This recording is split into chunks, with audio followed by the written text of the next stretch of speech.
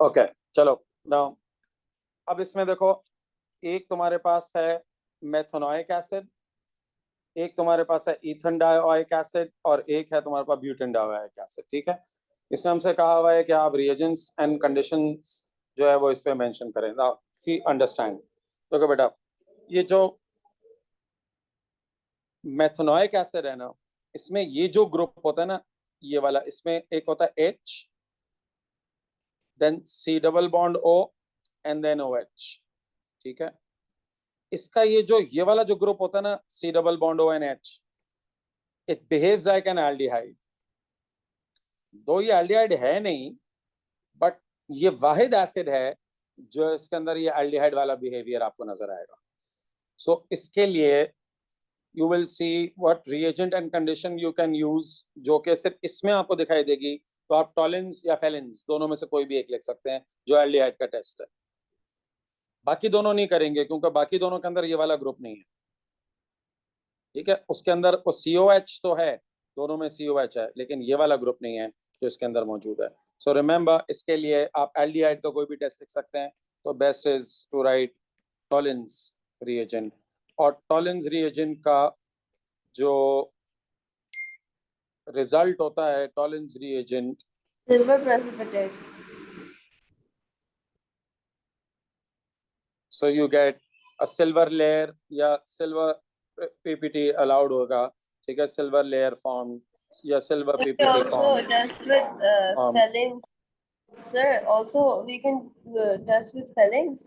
Yes, Alina, we can test it. Alina, And now then please make right first. You just write your answers. When I finish with the question, now then ask your questions, okay? Because it's not disturbance हो रही है, तो बाकियों को problem होगी. So you just note down your questions. Once I finish the question, then you ask me, okay? चलो, question इसका second के अंदर it's a tick to both, but a cross to the third. So any reagent which can react with the first two but not with the third. अच्छा अच्छा, अब याद करो, तुम लोग अपने नोट्स में देखना, मैंने तुम लोगों को एक रिएक्शन लिखवाया था, oxidation of methanoic acid and ethanedioic acid. These are the only two carboxylic acids जो अंडरगो करते हैं ऑक्सीडेशन। ठीक है, no other carboxylic acid undergo oxidation, only methanoic acid and ethane dioic acid. So the first and the second one, they will undergo ये वाला, ये आपका this and this, they will undergo oxidation, but the third one वो oxidation undergo नहीं करेगा। So इसके लिए आप इसका जो oxidizing agent होता है, that's acidified KMnO4, and you have to KMnO4 aqueous and heat. You have to heat in the presence of acidified KMnO4। ठीक है, और इन दोनों के अंदर होता है कार्बन डाइऑक्साइड यानी कलरलेस, दैट इज कलरलेस। तो ऑब्जर्वेशन लिखनी है ना, so you have to write colourless gas produced. ठीक है, या इसकी एक दूसरी ऑब्जर्वेशन ये होती है पर्पल टू कलरलेस, क्योंकि KMnO4 का जो अपना कलर होता है पर्पल टू कलरलेस। ये दोनों ऑब्जर्वेशंस अलाउड है, पर्पल टू कलरलेस। ओके, चल ये आपका टेबल कंप्लीट हो गया। प्लीज मेक श्योर को भी जो क्वेश्चन है अभी आप इसको जरा नोट कर लें, फिर आई टेक योर क्वेश्चंस। चलो नेक्स्ट, ईच कंपाउंड, आपको तीनों compound is dissolved separately in CdCl3 and proton NMR and carbon 13 NMR spectra are obtained. So इसका प्रोटॉन NMR और कार्बन 13 NMR आपको ऑब्टेन किया है। ठीक है, दे आर आस्किंग कि नंबर ऑफ पीक्स बताइए प्रोटॉन NMR में और कार्बन 13 में। एक दफा रिपीट कर देता हूं, number of hydrogen environments give you the number of peaks in HNMR। जितने हाइड्रोजन एनवायरमेंट्स होंगे उतनी पीक्स होंगी। अच्छा, similarly number of carbon environments will give you the number of peaks in carbon 13 NMR। so in this compound पहला वाला HCOOH,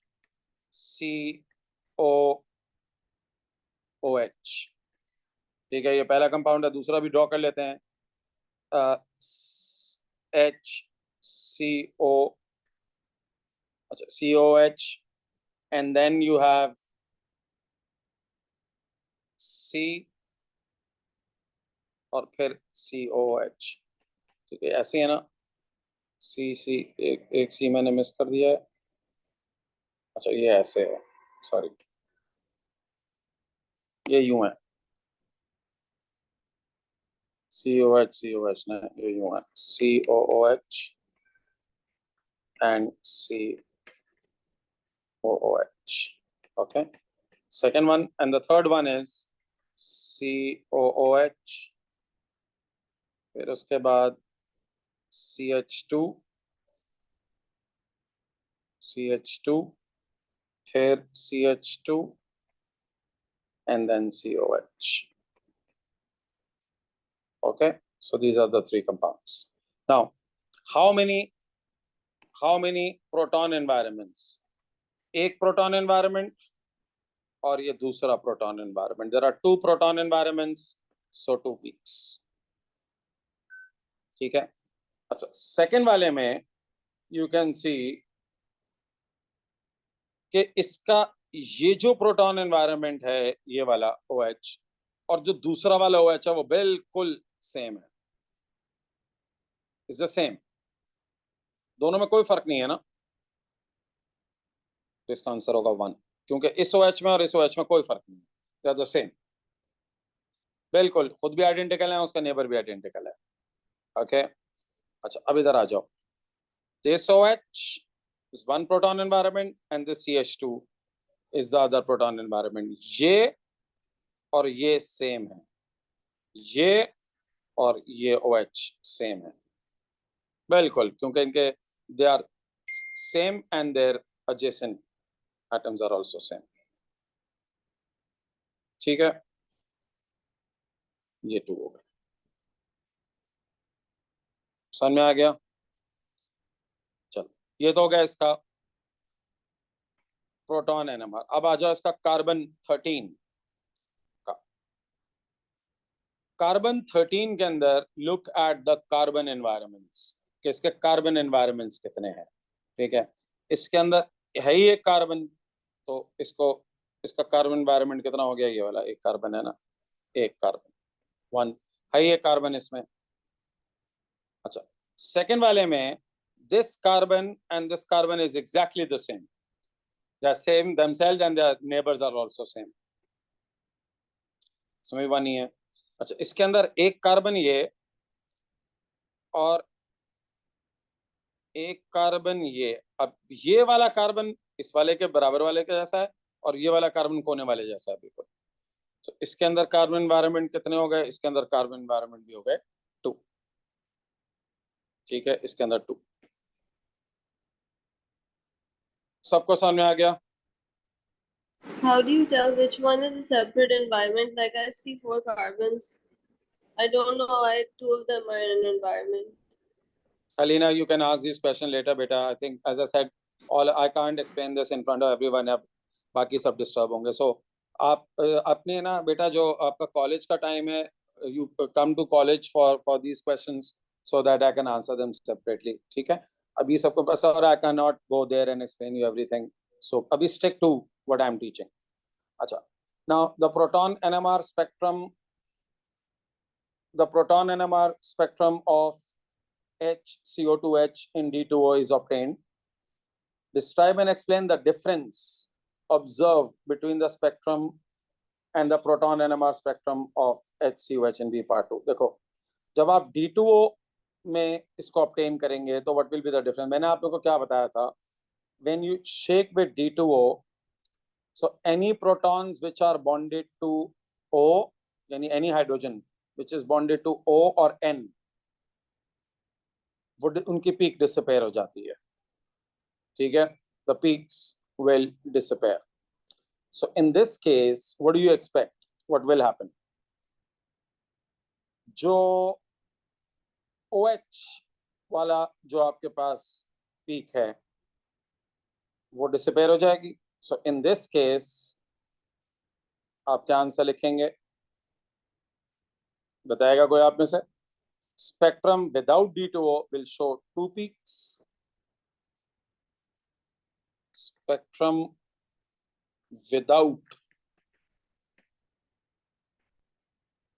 D2O will produce two peaks. ठीक है, but with D2O,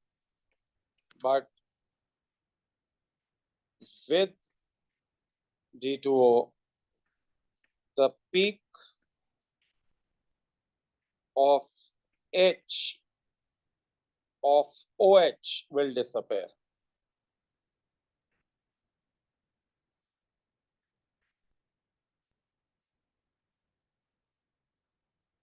Because, but ठीक है, difference, describe and explain. अच्छा, explain भी करना है. Because H is exchanged with deuterium. So hydrogen जब deuterium से exchange हो जाता है तो उसकी peak disappear हो जाती है. ठीक है, so with D2O you will have one peak and without D2O you will have two peaks. चले, now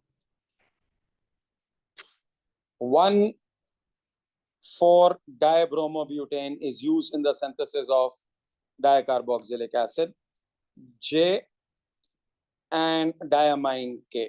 ठीक है जी, एक डायमाइन और एक डाइकार्बोक्सिलिक एसिड है, as shown. उसने क्वेश्चन में हमसे पूछा भाई draw the structures of G and H. अच्छा देखो, तुम्हें यहाँ पर ये देखना है कि अगर आप अगर देखें ना, यहाँ पर हुआ क्या है.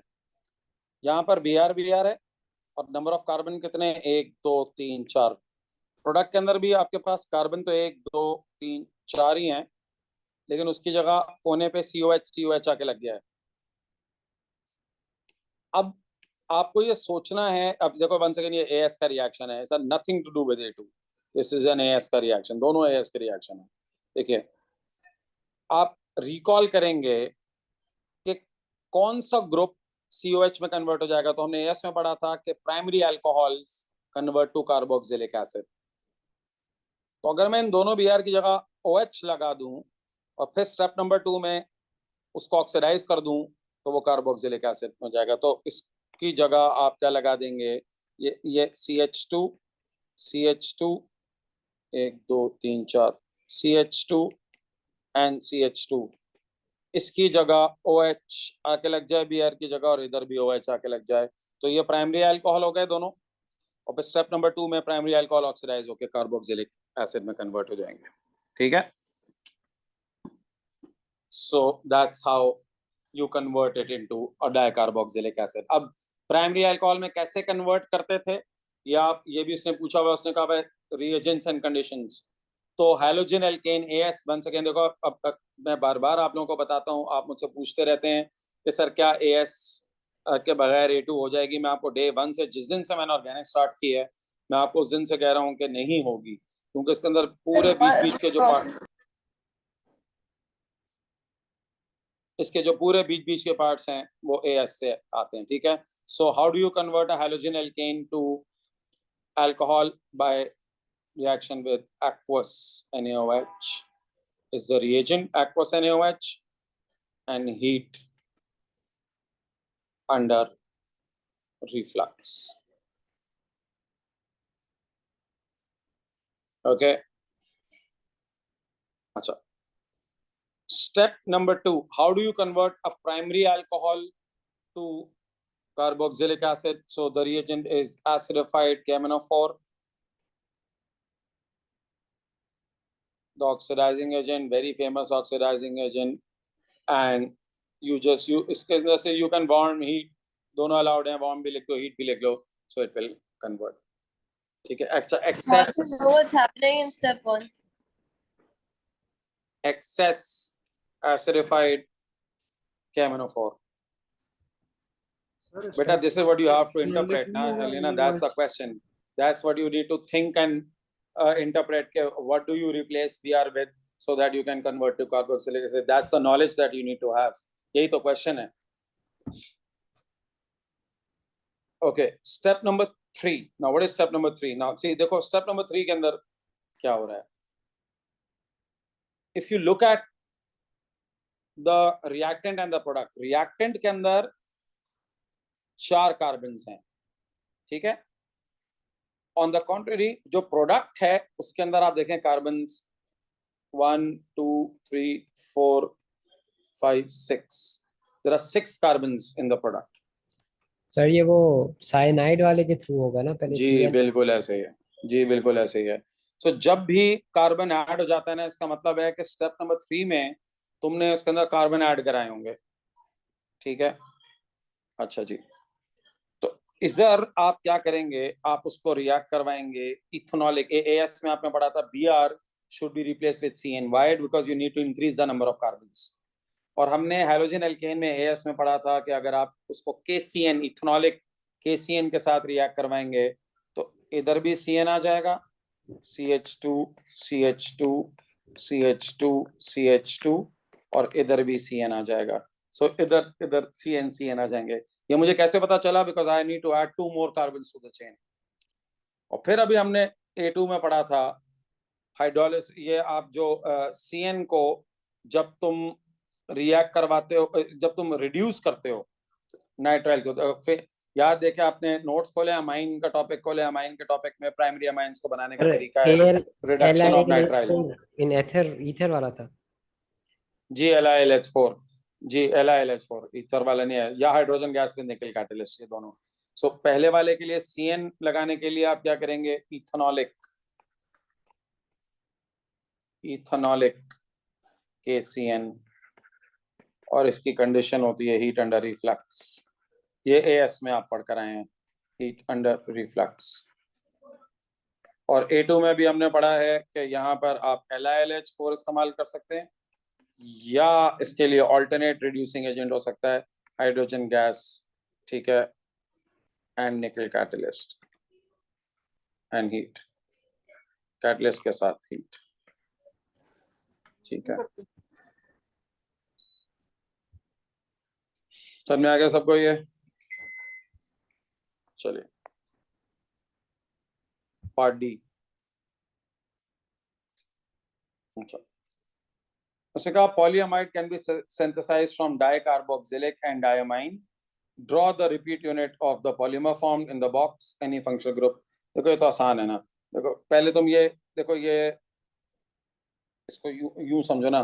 द डाइकार्बोक्सिलिक एसिड के अंदर से आपको मालूम है लाइक ये OH है, इधर से CH2 COH, डाइकार्बोक प्लस ये डाई माइनस के सामने बनाते हैं ना, ये यूं था, आपको याद होगा, NH2 CH2 6 NH2 like this. So if you remember हमने पढ़ा था इधर से OH निकलेगा, यहाँ से H निकलेगा, इधर से भी OH ये निकलेगा. पेप्टाइड बॉन्ड वाला था. बन जाएगा. जी बिल्कुल अमाइड या पेप्टाइड. तो आप इसको बना देंगे C डबल बॉन्ड O, ठीक है, इधर से CH2 2 CO, यहाँ पे NH, फिर इसके साथ CH2 6 NH, ठीक है. और this is your amide link. Sir शुरू में एक सी नहीं आएगा? हाँ, एक मिस कर दिया आपने. C कौन सा C मिस कर दिया? C double bond O left side से, और फिर C और फिर CH2 ब्रैकेट क्लोज नहीं टू. है, कहाँ है भाई? ये रहा ना, COH, फिर CH2, फिर COH. कौन सा मिस किया? याद हो गया CH2. कौन सा मिस हुआ है? कौन सा मिस हुआ है भाई? 3 C है ना मोनोमर में, 1 C 2 C, वो बार 2 लिखा हुआ है, और 3 C, तो ये 1 C 2 C बार 2 लिखा हुआ है, 3 C, कोई मिस नहीं हुआ. ठीक है, चलो समझ में आ गया सबको ये? जी. चले next question. Okay, this is sir ये अमाइन का बाकी का सारा स्ट्रक्चर नहीं लिखेंगे, सिर्फ N और H के बाद डैश लगा देंगे। लिखा तो है पूरा स्ट्रक्चर मेरे भाई, ये पूरा अमाइन का स्ट्रक्चर ही तो लिखा हुआ है ये। अच्छा ठीक है sir, okay.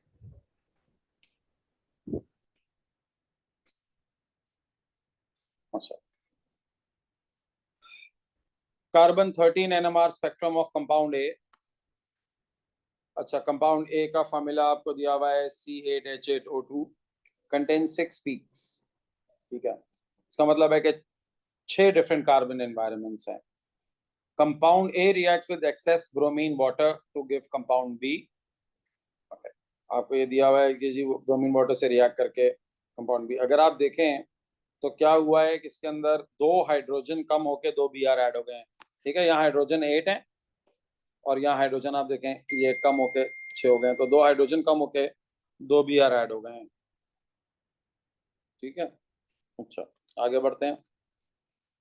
Compound A reacts with alkaline aqueous iodine to give yellow precipitate. देखो ये बात अब काफी दफा मैं आपको बता चुका हूँ, ये अल्कलाइन एक्वस आयोडीन ये आप एएस में पढ़कर आए हैं, any compound containing this group और any Primary compound alcohol. Containing this. बेटा अभी बीच में ऐसे मत बोलो, सवाल है तो बोलो, ठीक है, लोग बाकी लोग डिस्टर्ब होते हैं। ठीक है, जब मैं पूछूंगा तब जवाब दे देना। सो ये आपके पास जो है वो इन दोनों में से कोई भी एक ग्रुप प्रेजेंट होगा, so it will give a positive result of triiodomethane test. ठीक है, अच्छा चलें आगे बढ़ते हैं। So it should contain, A should contain either of these 2 groups. Then compound D reacts with PCl5 to form compound E। D compound, अच्छा D compound जो है ना उसने कहा हुआ है वो बनता है जब A reacts with alkaline aqueous iodine to give a yellow precipitate and compound D. ठीक हो गया। अच्छा, E reacts with propan-2-ol to form compound F। ठीक है जी, कंपाउंड E। ओके, देखो आप इस तरह के क्वेश्चंस के अंदर ना ऑर्गेनिक के यूजुअली मैं इसको कहता हूँ इंफॉर्मेशन ओवरलोड क्वेश्चंस। इसमें इतना कुछ दिया हुआ होता है कि लोग एकदम ना उनका दिमाग में जंबल अप होने लगती हैं चीजें, उनको समझ नहीं आता कि यार क्या से क्या हो रहा है। सो मैं उनसे कहता हूँ take it step by step, पहले एक एक करके देखो कि क्या हो रहा है। एक साथ सारी चीजें देखोगे तो तुम्हें कंफ्यूजन होगी। चलो पहले देखते हैं। सबसे पहले तो उसमें लिखा हुआ है C8H8O2 और उसमें लिखा हुआ है इसके पास 6 पीक्स हैं, यानी इसका मतलब ये है कि इसके अंदर 6 प्रोटॉन एनवायरनमेंट्स हैं। ठीक है, अब मेरी बात मैं देखो तो उसको किस तरीके से स्टेप बाय स्टेप एनालाइज कर रहा हूँ। बेटा जब कार्बन हाइड्रोजन का रेशो इतना छोटा होता है ना कि 8 कार्बन हाइड्रोजन है, इसका मतलब है कि there is a benzene ring in this. Okay, अच्छा दूसरी बात, अच्छा या तो देखो एक बात, या तो बेंजीन रिंग है या फिर बहुत सारे double bond, multiple double bonds, most likely इसके अंदर बेंजीन रिंग। अच्छा फिर उसने एक एक करके आपको दिया हुआ है, उसने कहा हुआ है reacts with aqueous bromine water to give compound B. अब याद करो हम लोगों ने पढ़ा था कि ये जो ब्रोमीन वाटर के साथ फिनॉल रिएक्ट करते हैं या फिनाइल अमाइन रिएक्ट करते हैं, ये 2 रिएक्शन हमने पढ़े थे इसके ब्रोमीन वाटर के साथ के व्हाइट पीपीटी आते हैं। ठीक है, और फिर उसके बाद इसमें ये लिखा हुआ है कि अल्कलाइन एक्वस आयोडीन के साथ येलो पीपीटी भी देता है। तो अल्कलाइन एक्वस आयोडीन का मतलब है कि या तो CH3 के साथ C डबल बॉन्ड O लगा हुआ है या CH3 के साथ जो C लगा हुआ है उस पर OH और H लगा हुआ है। ठीक है, चलिए अब मैं इसको जरा बनाने की ट्राई करता हूँ। देखो पहले मैं इसको, देखो हो सकता है मुझे गलत बन जाए, फिर मैं उसको अगर वो हुआ तो मैं इसको रीअरेंज करूंगा। सबसे पहले तो मैंने एक बेंजीन रिंग बनाया।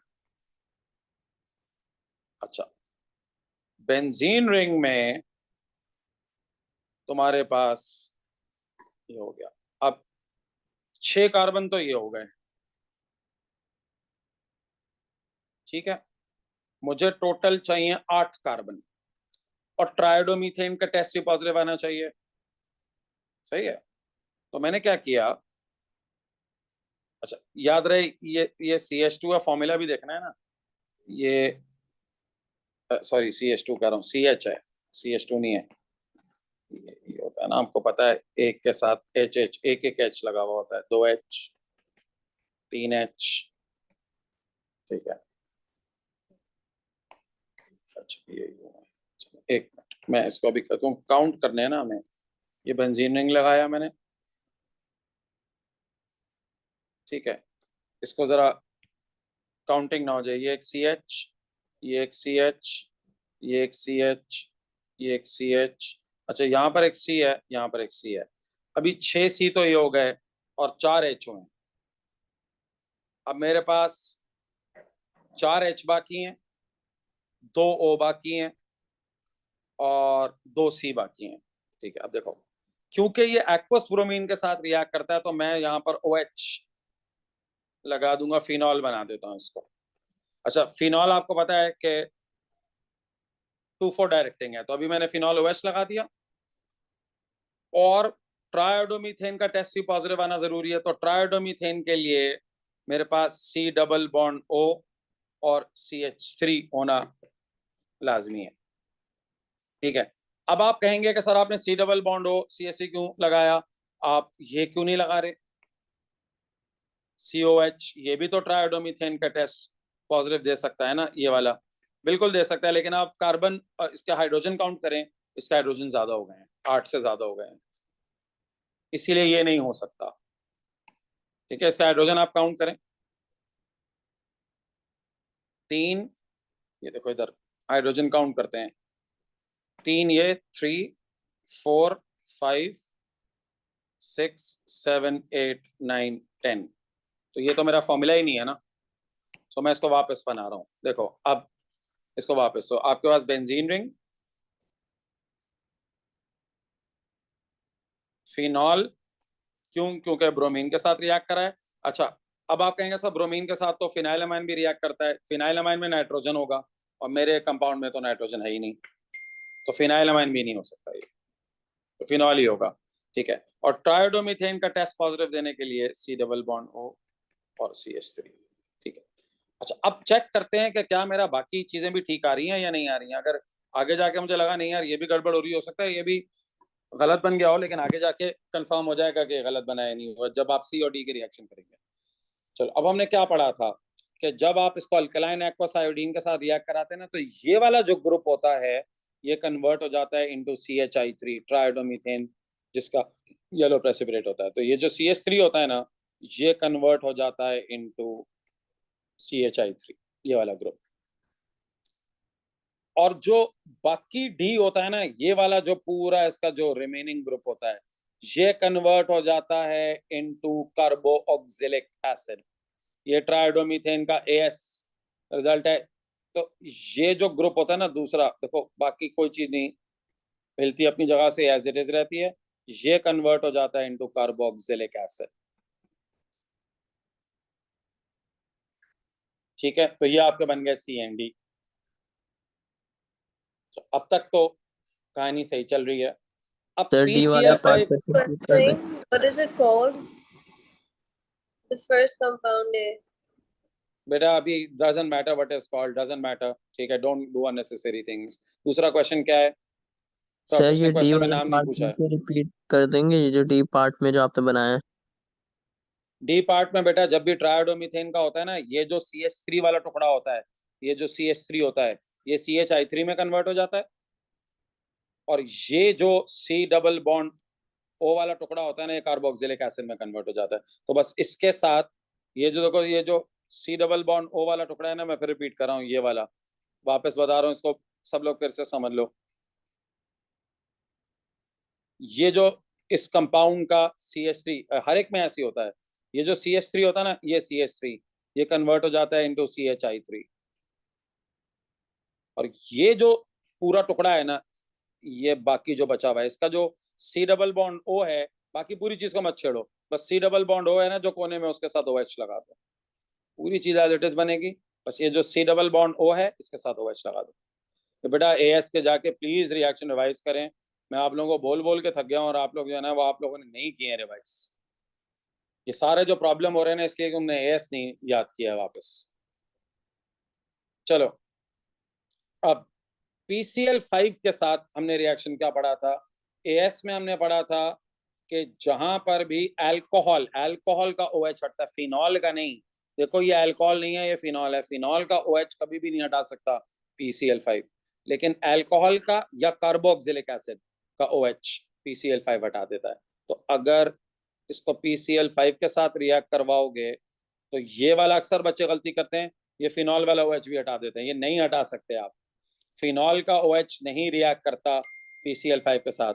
तो बच्चे कहते हैं सर लेकिन अल्कोहल का तो करता है ना। भाई अल्कोहल और फिनॉल दो अलग अलग चीजें होती हैं, प्लीज दोनों को कंफ्यूज मत करें। हाँ, इसका जो ये वाला है ये हट जाएगा OH, ये वाला OH हट जाएगा और इसकी जगह आ जाएगा Cl।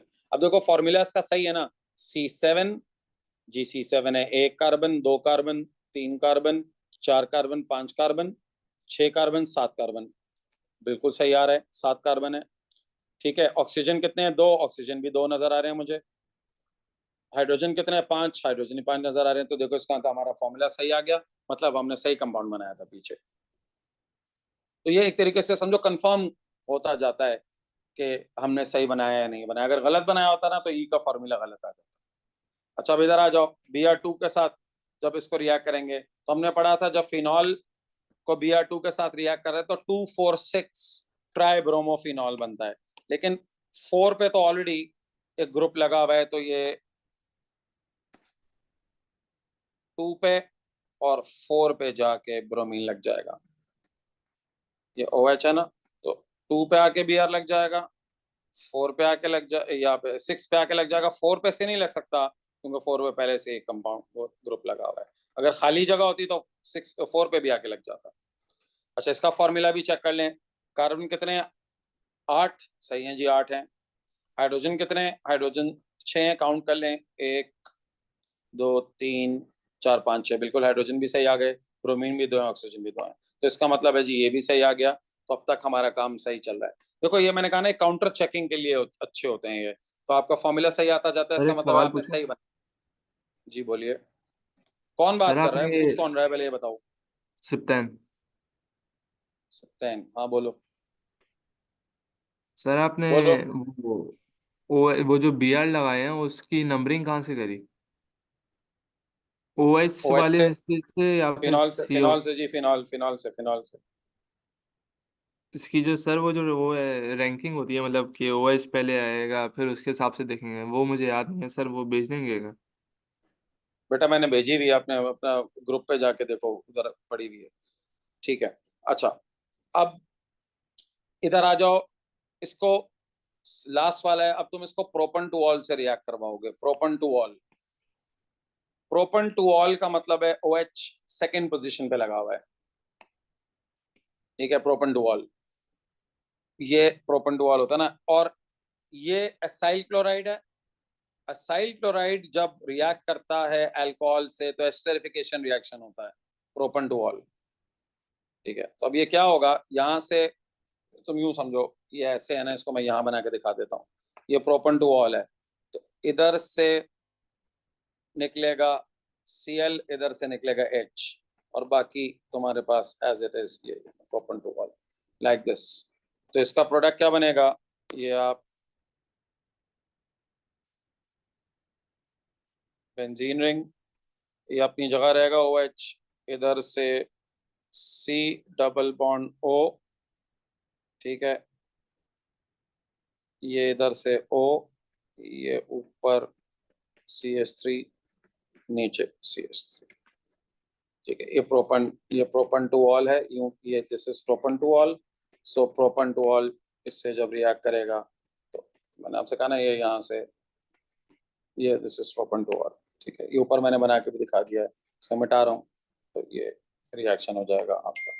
This is the ester, acyl chloride reacts with this to form esters। ठीक है,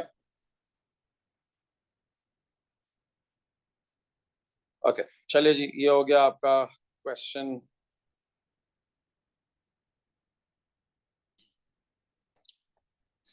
Now let's move on to the next one। चलो there are 4 possible structural isomers C8H10 that contain benzene ring. अच्छा, उसने कहा है 4 possible structural isomers हैं जिसके अंदर benzene ring है. Draw skeletal formula of the 4 structural isomers in the appropriate boxes. The number of peaks observed in carbon 13 shown. अच्छा भाई, आपको कार्बन 13 की पीक्स उसने शो की हुई हैं. 8 कार्बन 10 हाइड्रोजन है और स्केलेटल फॉर्मूला. अच्छा, स्केलेटल बना लेंगे हम लोग, अगर इसका डिस्प्लेट बना लेना फिर स्केलेटल भी बना लेंगे. स्केलेटल आसान हो जाता है जब एक दफा डिस्प्लेट बना लें. देखो पहले तो बेंजीन रिंग तो बनाना ही बनाना है ना, बेंजीन रिंग तो आप बना दें. ठीक है, तो 6 कार्बन तो ये हो गए. अब रह गए 2 कार्बन. हमें चाहिए 3 पीक्स. 3 पीक्स का मतलब ये हुआ कि 3 कार्बन जो है वो अलग अलग होंगे, बाकी बिल्कुल एक जैसे होंगे. तो देखो, अगर मैं इसके साथ लगा दूं CH3 इधर और सेम पोजीशन पे CH3 इधर लगा दूं, पहले इसका फॉर्मूला चेक करो ठीक है कि नहीं है. कार्बन 8 है जी, बिल्कुल 8 कार्बन है. भाई आप समझे ना, ये CH, ये CH है, ये CH है, ये CH है, ये CH है, ये एक C इधर, एक C इधर. कार्बन 8 है. हाइड्रोजन जो है वो 4 और 3 7 और 10, हाइड्रोजन 10 है से, तो इसका फॉर्मूला तो सही आ रहा है.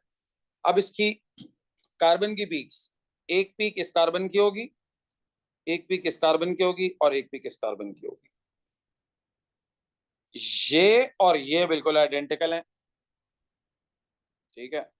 अच्छा, ये और ये भी आइडेंटिकल है. ये चारों आइडेंटिकल हैं बिल्कुल, क्योंकि ये खुद भी सेम है और इनके नेबर भी सेम है. तो ये चारों जिसमें मैंने टिक लगाया हुआ है ये बिल्कुल एक जैसे हैं. ठीक है, तो इन चारों की एक पीक. ठीक है, और ये वाला बिल्कुल एक जैसे हैं. ठीक है, और ये वाला बिल्कुल एक जैसे हैं. तो टोटल पीक्स इसकी कितनी होंगी? 3. ठीक है, तो ये जो मैंने सर्कल किए हैं ना, बस ये इनकी 3 पीक्स हैं. बाकी सारे कार्बन एक जैसे. फिर रिपीट कर रहा हूं, एक दफा समझ लो. ये कार्बन और ये कार्बन एक जैसे हैं तो इनकी एक पीक. फिर ये कार्बन और ये कार्बन एक जैसा है, दूसरी पीक इसकी. फिर ये चारों कार्बन, ये एक जैसे हैं, तीसरी पीक इनकी. समझ में आ गया? सो इसका स्केलेटन बनाने को कहा हुआ है, तो स्केलेटन मैं इसका बना दूंगा. एक लाइन ऊपर, एक लाइन नीचे. आया सर में सबको ये? चलो अब आइसोमर 2 पर आओ. 4 पीक्स. अच्छा भाई, 4 पीक्स का मतलब बेंजीन रिंग तो बना दो. अब इसकी टेक्निक क्या है? अब जाहिर है तुम्हें एक कार्बन को चेंज करना है ना, एक कार्बन डिफरेंट होना चाहिए. तो अगर एक CH3 में इधर लगा दूं और दूसरा CH3 मैं अगर यहां लगा दूं, तो देखो कार्बन हाइड्रोजन तो आप काउंट कर लें, वो तो सही आ गए. अब इसकी पीक्स चेक करो. एक पीक इस कार्बन की, एक पीक इस कार्बन की 2, एक पीक इस कार्बन की 3 और एक पीक इस कार्बन की 4. ये अलग पीक है. देखो क्यों अलग है? क्योंकि इसके रेफरेंस से जो CH3 लगा हुआ है वो, देखो इसके रेफरेंस से सेकंड पोजीशन पे CH3 लगा हुआ है. तो आप लोग इसको देखें, ये जो CH3 लगा हुआ है ना इधर, ये वाला जो है ना, इसका देखो, अगर ये फर्स्ट कार्बन फॉर एग्जाम्पल, तो इसका जो CH3 वो सेकंड पे लगा हुआ है. और इसके रेफरेंस से अगर मैं दूसरे वाले को देखूं, इसके रेफरेंस से जो CH3 लगा है 1 2 3 पे लगा हुआ है. डिफरेंट पोजीशन है ना CH3 की, इसीलिए दोनों अलग अलग है. तो ये 4 पीक्स आएंगी, 1 2 3 4. अच्छा देखें आप 1 सेकेंड. अब कौन सी पीक किससे सिमिलर है? अब मैं आपको बता रहा हूँ कौन कौन सी पीक्स किससे सिमिलर हैं. ये पीक और इस कार्बन की पीक एक ही जगह बनेगी क्योंकि दोनों बिल्कुल एक जैसे हैं. ठीक है, इस कार्बन की पीक और इस कार्बन की पीक बिल्कुल एक जैसी है. ओके, अच्छा, फिर इस कार्बन की और इस कार्बन की पीक बिल्कुल एक जैसी है, क्योंकि इसके भी रेफरेंस से सेकंड पे ये लगा हुआ है, इसके भी रेफरेंस से 2 पे लगा हुआ है। ठीक है, ये दोनों कार्बन की पीक्स बिल्कुल एक जैसी हैं। और आखिरी इसकी पीक और ये वाली पीक एक जैसी हैं बिल्कुल। ठीक है, क्यों? क्योंकि इसके रेफरेंस से भी 1 2 3 4 पे CH3 लगा हुआ है, और इसके रेफरेंस से भी 1 2 3 4 पे CH3 लगे हुए हैं। ठीक है, तो ये आपके पास आंसर आ गया। तो अब मैं इसका स्केलेटन ड्रॉ कर दूंगा। तो ये बच्चों आपके पास हो गया, तो इसका आप स्केलेटन ड्रॉ कर दें। तो this one is like this, like this. ठीक है, चलें अब आगे बढ़ते जाते हैं। अब जरा थोड़ा सा चीजों को अब और चेंज कर देते हैं। अब 5 पीक्स कह रहा है वो, 4 के बाद 5। भाई 5 पीक के लिए अब आपको करना क्या पड़ेगा कि अब देखो इसकी पोजीशन तो मैं असल में ना CH3 की पोजीशन ही इसमें तो फिलहाल चेंज करनी पड़ी। 5 पीक्स के लिए अगर मैं यूं करूं, चलो मैं अब डायरेक्ट कर रहा हूँ, डायरेक्ट कर रहा हूँ ये यूं। अच्छा, इसके लिए ना तुम 3 पे लगा दोगे तो इसकी 5 पीक्स आ जाएंगी 3 पे। देखिए मैं आपको बता देता हूँ किस किस की पीक्स आएंगे, मैं सर्कल कर देता हूँ। एक पीक इसकी, एक पीक इसकी, 2 कार्बन, एक पीक इसकी। अब इसकी और इसकी अलग अलग पीक होगी, क्यों? क्योंकि इसके रेफरेंस पे सेकंड पे लगा हुआ है, ठीक है, और उधर से भी सेकंड पे लगा हुआ है, लेकिन इसके रेफरेंस से इधर सेकंड पे लगा हुआ है लेकिन उधर सेकंड पे नहीं लगा हुआ, उधर 2 3 4 पे लगा हुआ है। तो जो ब्रांच है ना वो दोनों के रिस्पेक्ट से डिफरेंट पोजीशन पे आ रही है। अब चेक करके देख लें, इसलिए इसमें ये अलग अलग है दोनों, क्योंकि अब जो ब्रांच लगी हुई है दोनों कार्बन के रिस्पेक्ट से उसकी पोजीशन डिफरेंट है। तो 1 पीक, 2 पीक, 3 पीक, 4 पीक, और ये 5वीं इसकी, 5वीं। ठीक है, अच्छा, ये आ गए 5। अब आप कहेंगे सर ये वाली आपने क्यों नहीं बनाई सर, ये वाली पीक? अब आप बताएं ना ये वाली पीक किसके जैसी है बिल्कुल, यू गाइस टेल मी, बताएंगे आप? देखो ये वाली पीक और ये वाली पीक सेम है, ये पीक और ये पीक सेम है। क्यों? क्योंकि इसके साथ भी CH3 लगा हुआ है और थर्ड पोजीशन पे ब्रांच लगी हुई है, उधर भी लगा हुआ है। तो आप चेक कर ले, नंबरिंग करके आपको समझ में आ जाएगा मैं क्या कह रहा हूँ। ये वाली पीक और ये वाली पीक सेम है, ठीक है। अच्छा, ये वाली पीक किससे सिमिलर है? ये वाली पीक कोई बताएगा? देखो इसका कैसे पता करते हैं। जब आपकी ब्रांच सेम पोजीशन पे आते हैं, देखो यहां से अगर चलूं तो ये अगर ये फर्स्ट कार्बन ये है तो सेकंड पे ब्रांच है, थर्ड और फोर्थ पे ब्रांच है। और अगर उधर से चलूं तो second, third, fourth, fifth, six पे ब्रांच है। अब और कौन सा कार्बन ऐसा है जिसकी ब्रांच जो है वो सेकंड पे लाया करती है और उधर से यानी सेकंड पे और फोर्थ पे लाया करती है? तो देखो अब मैं दूसरा कार्बन चेक करता हूँ, और कौन सा कार्बन ऐसा है जिसके अंदर ऐसा ही है बिल्कुल, ये वाला कार्बन, ये वाला कार्बन। देखो कैसे, इसकी ब्रांच अगर मैं यहाँ से नंबरिंग करूँ, 1 2 पे लाया कर रही है, 3 पे लाया कर रही है और 4 पे लाया कर रही है। उधर भी ऐसे ही था ना, 2 और 4 पे लाया करी थी। और अगर उधर से नंबरिंग करूँ तो 2 3 4 5 6 पे लाया करिए। आप चेक कर लें, दोनों की नंबरिंग करके खुद अपने पास भी चेक कर लें। आप देखेंगे ये जो मैंने टिक किया हुआ है कार्बन, ठीक है, और ये वाला कार्बन ये बिल्कुल सेम है।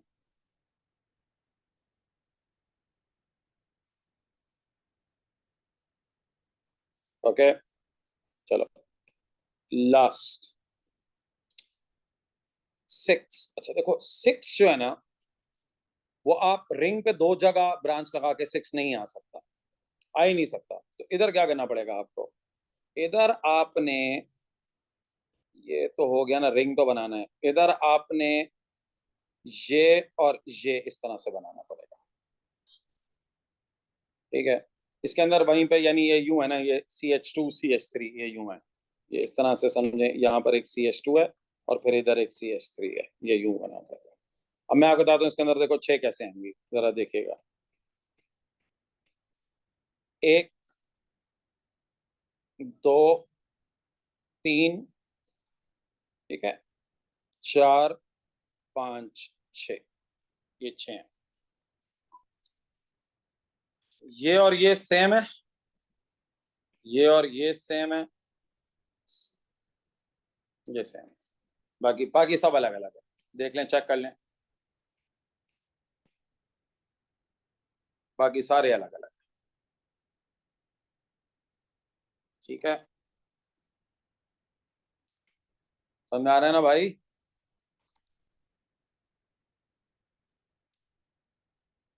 क्लियर है सबको ये? चलो B part. A 3-step synthesis of X C10H10O from benzene is suggested as shown। अच्छा भाई, बेंजीन से पहले आपने इसको रिएक्ट करवाया ClCSOCOH AlCl3 की प्रेजेंस में, ठीक है। से AlCl3 आपको याद है ना, ये हैलोजन कैरियर होता था। अच्छा, सिंपल क्या होगा, यहां से देखिए, ये क्या होता है, ये तरीका होता है, ये हमने पढ़ा था इलेक्ट्रोफिलिक सब्स्टिट्यूशन होती है ना, इलेक्ट्रोफिलिक। यहां पर एक H हटता है और उधर से Cl हटेगा और ये पूरा ग्रुप इसके साथ आके जुड़ जाएगा। तो स्टेप नंबर 1 में देखो क्या होगा, ये बेंजीन रिंग है ना। अच्छा, आप देखें बेंजीन रिंग के इधर आके जुड़ा हुआ है ना, तो मैं भी इधर ही जोड़ूंगा, इधर यूं ही, क्योंकि मुझे प्रोडक्ट भी, अच्छा वैसे तो पूरे रिंग पे कहीं पर भी आके लग सकता है। मैंने आपसे कहा था जब बेंजीन रिंग का रिएक्शन हो तो आप कहीं पर भी लगा सकते हैं, वो जिससे नियरेस्ट होता है उस पर आके लग जाता है, ठीक है। अच्छा, याद रहे ये जो Cl है ना, ये Cl ये यहां से इसका निकल जाएगा, ठीक है। तो ये इधर आके जुड़ जाएगा CH2, फिर 3 दफा है ना, ये 3 लिखा हुआ है, तो एक पे तो क्लोरीन लगा हुआ था, तो वो तो क्लोरीन वहां से निकल गया। ये हैलोजन कैरियर यही करते हैं ना, तो HCl प्रोडक्ट बना लेते हैं। तो उधर से H निकलेगा बेंजीन रिंग से, यहाँ से बेंजीन रिंग से H निकलेगा और यहाँ से Cl निकलेगा, यूं करके, ठीक है। तो ये CH2 3 दफा आ गया ये, फिर ये आ गया COH, ठीक है, समझे? अच्छा, फिर स्टेप नंबर 2 के अंदर आप देखें, वो जो OH हटा है वहां Cl आ गया है, ठीक है। वो OH हटा होगा, वहां Cl आ गया होगा, वो तो आपको मालूम है, OH PCl5 के साथ आप उसको रिएक्ट करा के कर सकते हैं, ठीक है। तो step number 1 is alkylation of benzene by electrophilic substitution. उसने खुद भी खैर आपको बता दिया है कि एल्काइलेशन ऑफ बेंजीन है। उसका right an equation for the formation of electrophile from RCl and A। अच्छा, R उसने R देखो, उसने आसान कर दिया है, उसने कहा आप RCl यूज कर लें, तो R बजाय इसके के पूरी स्टोरी वो यूज करे। RCl को जब आप AlCl3 के साथ रिएक्ट कराएंगे, तो बच्चों आपको याद होगा, मैंने कहा था हैलोजन कैरियर क्या करता है, ये Cl के साथ कंबाइन होकर AlCl4- बना देता है और उसको बना देता है R+, ठीक है। ये करता है इसके साथ, it creates an electrophile R+, ठीक है। अच्छा, फिर वो कह रहा है जी स्टेप नंबर 2। बेटा स्टेप नंबर 2 के अंदर क्या हो रहा है, OH की जगह Cl आ गया ना, बस। तो ये तो PCl5 के साथ रिएक्शन कराया आपने, सिंपल। OH की जगह जब PCl उसको लगाना हो आपने Cl को, तो दिस इज PCl5, ठीक है। अच्छा, अब X क्या है, आपने फिर इसको AlCl3 के साथ रिएक्ट करवाया है, सो और उसने आपका फॉर्मूला उसने आपको बता दिया C10H10O। तो अगर आपने इसको फिर से AlCl3 के साथ रिएक्ट कराया, अच्छा देखें ये जरा ट्रिकी है, इसके अंदर अब ये AlCl3 से स्टेप नंबर 3 के बारे में बताया हुआ क्या है हमें? अच्छा, कुछ नहीं बताया हुआ ना, ठीक है, चले मैं आपको बताता हूँ। देखो, you need to understand this, इसके अंदर फॉर्मूला बड़ा इसका इसका क्रिटिकल है ना। अब AlCl3 क्या करेगा? AlCl3 जाहिर उसमें से हैलोजन कैरियर है तो वो हैलोजन तो रिमूव करेगा, लेकिन आप अगर इसका फॉर्मूला देखें जरा, इसके अंदर देखो C10 H10O है, और इसका जरा काउंट करें ना आप, जरा इसके कार्बन हाइड्रोजन ऑक्सीजन काउंट करें तो आपको पता चलेगा। इसका जरा मुझे जरा काउंट करके बताइए, इसके कार्बन हाइड्रोजन ऑक्सीजन कितने हैं रिएक्टेंट के अंदर, आपको पता चलेगा। ये एक CH CH CH CH CH, यहाँ पे C, फिर ये CH2, फिर ये CH2, फिर ये CH2, फिर ये C। तो कार्बन तो इसके आई एम श्योर 10 ही होंगे। हाइड्रोजन इंपॉर्टेंट है, 1 2 3 4 5 6 7 8 9 10 11, इसमें 11 हाइड्रोजन हैं, ठीक है, और एक O है और एक Cl है। अब बच्चों देखो इसके अंदर क्या है, एक हाइड्रोजन कम हुआ है और एक Cl कम हुआ है। एक हाइड्रोजन कम करना है, एक Cl कम करना है। अब ये कैसे कम करेंगे भाई? उसी कंपाउंड में से आपको ऐसे रिएक्ट कराना पड़ेगा कि उधर से Cl निकले और उसके बराबर वाले कार्बन से हाइड्रोजन निकले, यानी इधर से हाइड्रोजन, मैं आपको बताता हूँ, ये इधर से निकले हाइड्रोजन, सॉरी इधर से, एक सेकंड, इधर से निकले हाइड्रोजन और इधर से निकले Cl, तभी एक हाइड्रोजन कम होगा और एक Cl कम होगा, ठीक है। इसको और ज्यादा आसान करके बना दूं, ये यूं करके ना, ये H है और ये H है ना, तो इधर से निकलेगा हाइड्रोजन, इधर से निकलेगा Cl एडजेसेंट वाले में से, ठीक है। अब ये जुड़ेंगे कैसे? अब देखें, फिर आप कहेंगे सर उसका हाइड्रोजन और Cl निकलेगा तो फिर कार्बन का क्या होगा? मैं आपको बताता हूँ क्या होगा। तो ये आपने रिंग बनाया,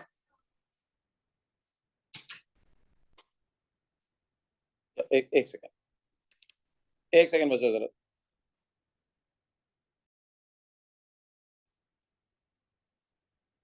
तो यहाँ पे बच्चों ये बना।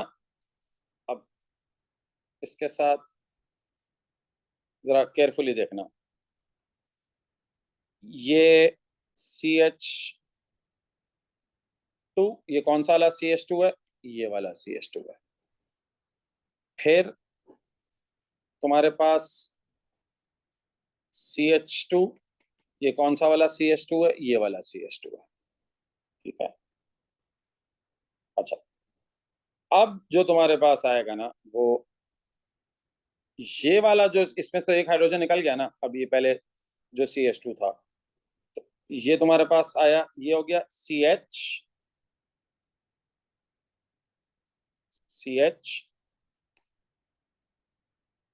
और इसका ये बॉन्ड जाके किसके साथ बन गया? ये बन गया C डबल बॉन्ड O के, अच्छा ये C डबल बॉन्ड O, अच्छा मैं आपको बल्कि चलो मैं एक सेकेंड देखो, ये आपका CH2, एक दफा बता रहा हूँ, ये CH2 ये वाला, फिर से बता रहा हूँ जरा देखो। अच्छा नहीं, ये इस वाले H के साथ नहीं निकला, सॉरी, ये जरा इसमें मैंने एक जो, इसको जरा करेक्ट कर दूं। ये जो Cl यहाँ से निकलेगा ना, Cl यहाँ से निकलता है और हाइड्रोजन रिंग में से निकलता है, रिंग में से, क्योंकि ये तो वो है ना, क्या नाम है, इलेक्ट्रोफिलिक सब्स्टिट्यूशन है ना। तो ये इलेक्ट्रोफिलिक सब्स्टिट्यूशन में जब AlCl3 के साथ करोगे तो रिंग का हाइड्रोजन निकलेगा, रिंग का। तो इधर से जो Cl निकलेगा और रिंग से हाइड्रोजन निकलेगा, तो ये मैं फिर आपको एक्सप्लेन कर रहा हूँ। हाइड्रोजन इसमें से रिंग में से निकलेगा, बराबर वाले कार्बन से नहीं निकलेगा, ये रिंग में से निकलेगा। तो फिर देखो CH2, ये वाला CH2, ये वाला CH2, फिर CH2, CH2। अब ये जो C डबल बॉन्ड O है, ये इधर से Cl निकला और इधर से H निकला, इधर से Cl निकला और इधर से H निकला, ठीक है। और ये इसके साथ आके जुड़ गया, तो ये H और Cl निकल जाएंगे और ये कार्बन इसके साथ रिंग के साथ आके अटैच हो जाएगा लाइक दिस। तो ये एक साइक्लिक ग्रुप बन जाता है। अब इसको चेक करने के लिए कि मैंने ये सही बनाया है, मैं इसका फॉर्मूला, मैं इसके कार्बन हाइड्रोजन ऑक्सीजन काउंट कर लूंगा। तो कार्बन काउंट करें, देखें 10 आ रहे हैं, ठीक है। हाइड्रोजन काउंट करें, वो भी सही आएंगे, ऑक्सीजन तो खैर सही है ही। तो ये काफी ट्रिकी पार्ट है, ठीक है। इसको कंक्लूड कर देता हूं फिर मैं। तो कंक्लूजन इसका ये है कि देखो ये हैलोजन कैरियर है ना, AlCl3। जब भी हैलोजन कैरियर होगा ना, तो वो क्या करेगा, वो इधर से हैलोजन निकालेगा और रिंग में से हाइड्रोजन निकालेगा, ठीक है। अच्छा, आप हाइड्रोजन रिंग में से उसके एडजेसेंट पोजीशन, तो मैंने क्या किया, रिंग में से इधर से हाइड्रोजन निकाला और उधर से Cl निकाला, और फिर जाहिर है ये जो C है ये उसके साथ आके रिंग के साथ जुड़ जाता है, ठीक है बच्चों। तो ये इसका जरा सा मुश्किल सा पार्ट था थोड़ा सा, जिसमें अक्सर बच्चे जो है ना वो गड़बड़ करते हैं, क्योंकि वो रिंग के साथ जोड़ना वाला पार्ट जरा ट्रिकी होता है, ठीक है। क्लियर हो गया? चलो अब इसको जल्दी से क्वेश्चन खत्म करें, फिर हम आज की क्लास ऑफ करेंगे। तो इसका पार्ट 4, तो पार्ट 4 जी वो क्या कह रहा है, complete the mechanism of the reaction of benzene with electrophile formed in B part 1। अच्छा जी, फिर ये तो हमें खैर पता ही है। तो इसका तो आपको पता है कि इसमें include all relevant charges, curly arrow showing the movement of electrons, ठीक है जी। draw structures, okay। so guys, आपको मालूम है कि जहां पर आपको जोड़ना है वहां से आप ये इलेक्ट्रॉन्स यूं करके शो कर देते हैं, फिर इंटरमीडिएट आपको पता है इसका क्या बनता है। आप यहाँ से रिंग को काट देंगे, इस पे प्लस का चार्ज आ जाएगा, एक डॉटेड लाइन इधर से R, ये डॉटेड लाइन इधर से H। सेकेंड स्टेप में ये इलेक्ट्रॉन्स H के रिंग में वापस डिलोकलाइज हो जाएंगे और आपका ये फाइनल प्रोडक्ट बन जाएगा, ठीक है। ये आपका फाइनल प्रोडक्ट हो गया, ओके। चलिए, क्वेश्चन कंप्लीट हो गया। आज का काम यहीं पे रखते हैं, अगली क्लास में और ऑर्गेनिक और एनालिटिकल के क्वेश्चंस मैं आपको कराऊंगा। तो जिन्होंने रिवाइज नहीं किया है वो उसको और अच्छे तरह रिवाइज कर लें, ताकि आप लोग उसको फिर और